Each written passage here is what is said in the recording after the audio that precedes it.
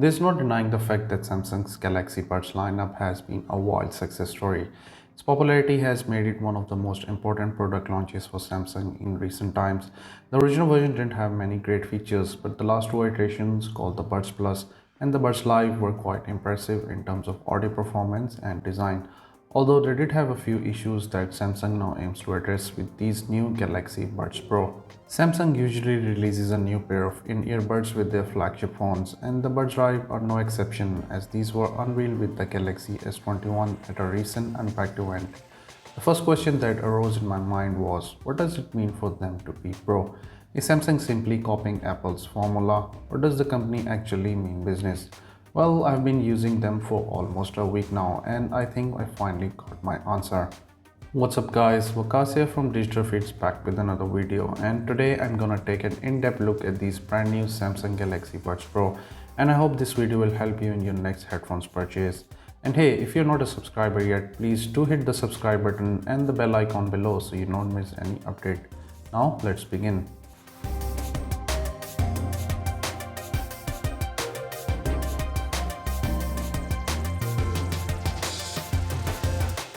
So here we have the box of Galaxy Buds Pro.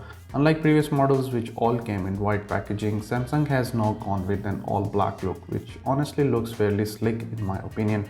For a quick comparison, here I have the Galaxy Buds Plus box, and you may notice that the Buds Pro packaging is not only slightly bigger but also a complete contrast in terms of color.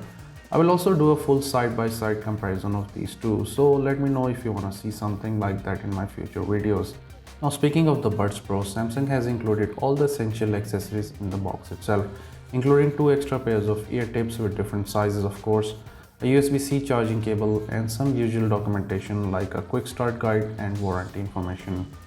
The Galaxy Buds Pro case is highly reminiscent of the one that came with Buds Live.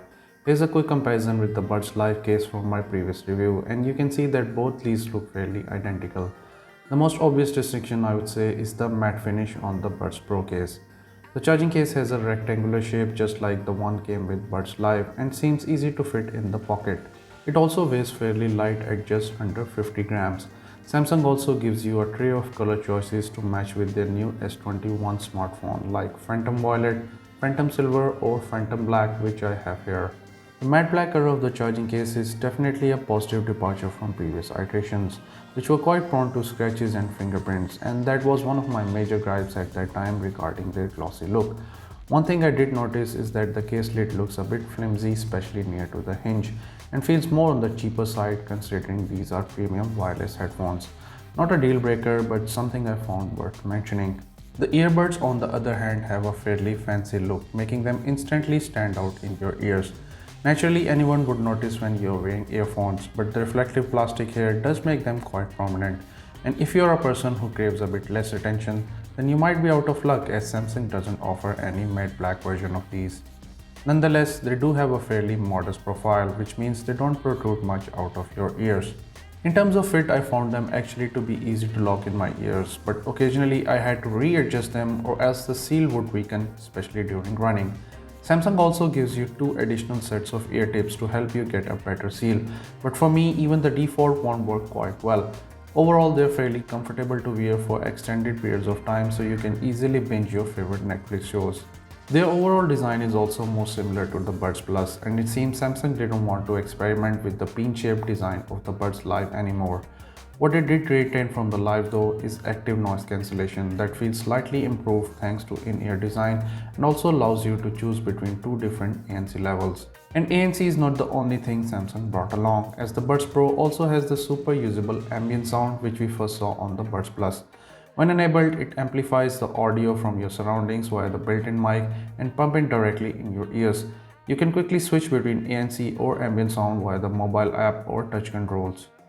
I should definitely mention that the touch controls on these are probably the best in business, with double tap, tap and hold and triple tap options for things like pause and play or skipping the track. You can also use touch to wake up Samsung's Bixby voice assistant. Additional controls include adjusting the volume or changing the noise cancelling or ambient noise modes. You can also switch off the touch controls directly from the app in order to avoid any accidental touches depending on where you are. Cool thing about the earbuds is the IPX7 waterproofing, the highest such rating ever for wireless earbuds from Samsung. That means they would easily survive sweaty ears and even can be submerged up to 1 meter underwater for 30 minutes. Not only a big step for Samsung, but it rivals the highest standard of its competitors as well. When it comes to battery life, Samsung says the Buds Pro will easily last up to 5 to 18 hours with active noise cancellation. Turn off the ANC and you will get 28 hours of total playtime with the case or 8 hours of continuous playtime with each charge. Of course, your mileage may vary depending on your usage, but during testing, the Buds Pro did last about 4 to 5 hours before I had to put them back in case. But do note that I had them on ANC all the time. You might also want to know that the earphones feature a quick charge of up to 30 minutes with just 3 minutes of charging. The charging case is also fully compliant with True Wireless charging and features a USB-C port if you still prefer plugging wires. There's a dedicated LED indicator on the outside to show the battery charge status of the case, while the earbuds inside get another one for showing their battery status. Overall, the Buds Pro are pretty competitive in terms of battery performance and charging capabilities. Pairing these to your phone is pretty easy too, especially if you're in the Samsung ecosystem. The Galaxy Buds Pro use Bluetooth 5 and you can pair them with any Android or iOS device. Samsung has its own Galaxy wearable app that lets you quickly connect the Buds Pro and then offer further configuration. But iOS users should take note that there is no native app for Apple's OS. The app lets you switch between ANC and ambient modes, and when enabled you can toggle between high or low ANC levels, and likewise you can control the ambient sound among different levels of sound amplification.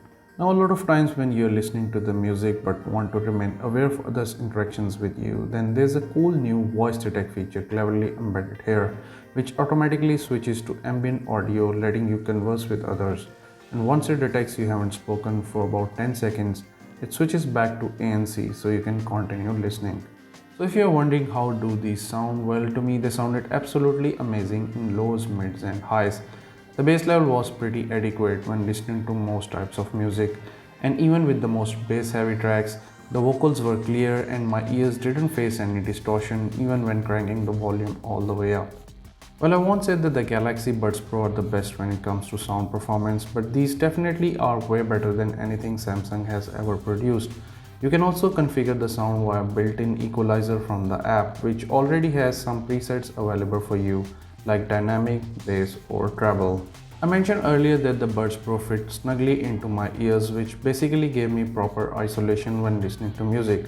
With that said, the ANC on the Buds Pro offered decent performance to block most hums from the air conditioning in my room or even some road noise when I listen to them on the go.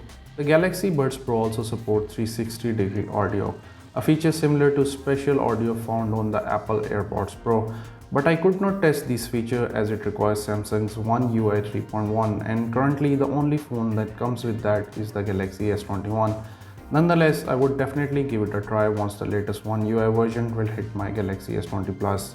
These earphones has a dual mic setup, which means my voice went through clearly when talking on the phone, and most of the people I talked to didn't have any issues listening to my voice.